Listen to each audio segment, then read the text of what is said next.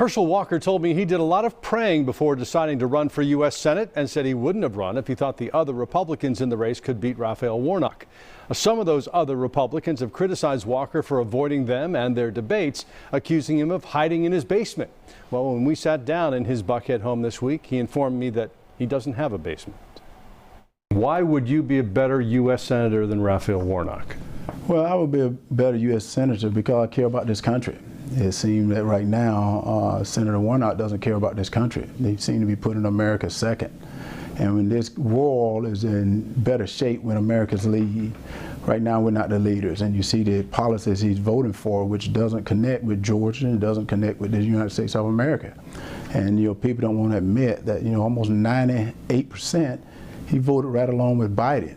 And that's to get rid of our energy. We're not energy independent no more. So you think that Senator Warnock doesn't care? Well, he can't care if he's not doing the right thing for American people or for the Georgians. Right now, when you have gas prices the way they are right now, people can't afford to buy milk, they can't afford to buy eggs, and you see the crime rate. What has happened to the crime? And was that not the party that created defund the police? Well, that didn't work, and we found that out. Those things that are foundation things that we should hold true to the country we are today. I do want to ask you, you've been very open about your struggles with mental illness over your life. You wrote a book about it in 2008. Are you receiving any treatment now for this dissociative identity disorder, or is that all? No, that's all done, and you don't need to, and that's why I tell people. I think one thing I told people is I've been open about it, and I was open about it, 14 years ago, but I try to move that stigma. I think right now people want to continue to bring it up, and I said that's one thing I can do, is I'm going to be an advocate. When I get to Washington on mental health, we're having a problem in this country. When I go around the state talking to people, even in our law enforcement, our hospitals, they say one of the main problems they're having is mental health. They're not equipped for it. Well, that's what I've been doing for the last, 16, 17 years. I've been preparing myself, and I'm ready. And I said, guys, they're going to bring a lot of things. But I said, I'm ready to do it because most every family in America may have had a family member or know someone that have suffered from some type of mental illness that they weren't aware of, but they didn't understand. And that's what I want to do is help people, because they're going to help a lot of people out there that are suffering right now. Okay. Well, Agriculture Commissioner Gary Black is bringing it up, one of your Republican opponents in the primary. He says that if you win the nomination, you can't win in the fall because they're going to come after you with the allegations of domestic violence and all that sort of thing, that it, in his estimation, is disqualifying. How do you respond? You know what you respond there. When you're losing, you got to come up with something. And right now, I think Gary, right now, you see what's happening. He's not doing too well. And so he want to come up with something. Right now, the best one for that Senate seat is Herschel Walker, and everybody knows that. The polls are showing it, my fundraising is showing it.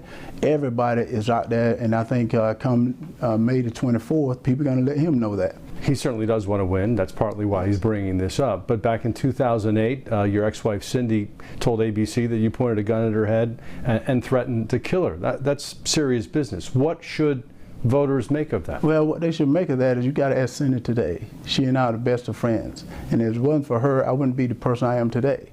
Right now, I think people can bring up all the past, but the past is the past. You're a world-class competitor. Has it been difficult not to compete with these guys in the debate and let them have the stage? Not at all, because the thing is one of the things I said when I decided to run is I want to get into all 159 counties and let the people meet Herschel Walker, because just like you said, everyone knows me as this football player.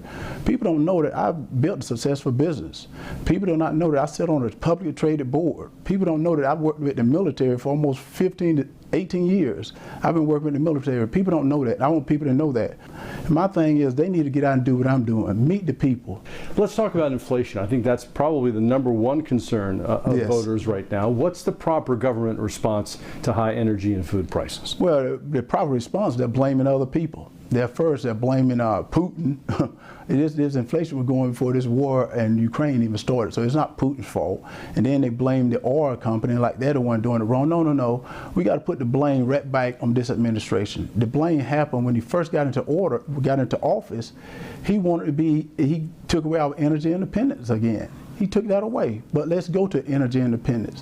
One of the things that they keep talking about is drilling. Well, people need to realize that we're one of the most environmental friendly drilling of anyone in the whole world. Your 5 opponents in the Republican primary all say that they favor a ban on abortion in Georgia without exceptions. What do you say? The same. I'm for life, and I'm not going to apologize for it. I'm a Christian. I believe in life. I believe from the womb to the tomb. We need to put money to adoption programs. We need to put money to single fathers and single mothers, and not just let people go out and have abortion. My opponent, look what he's a pastor. No one is questioning him about his belief on abortion. Well, he's been very clear. He calls himself a pro-choice pastor. Well, what is that though? What is a pro-choice pastor when in the Bible, is one of the 10 Commandments is thou shalt not kill? One of the things that has certainly motivated President Trump in giving endorsements to various candidates has been whether or not they accept his claim that the election was stolen. Do you think the election was stolen? Well, I don't think. I think reporters say that. I don't know whether President Trump said, because he never said that to me. I'm not Herschel, arguing with he says it over and over. No. He has never. I've never heard President Trump ever say that. But I'm not saying the president. But everyone knows something happened in the election, because Stacey Abrams hasn't conceded to it. Brian Kemp has it. And one of the things people don't know about President Trump and I, we've been friends forever. That he better has been one of my people to endorse me, because I've known him forever. But he also know Herschel Walker don't dance and sing for nobody. Look for the link to the full unedited interview with Herschel Walker on our homepage at fox5atlanta.com. And coming up, we're breaking down the interview and getting reaction from the panel. We'll be right back.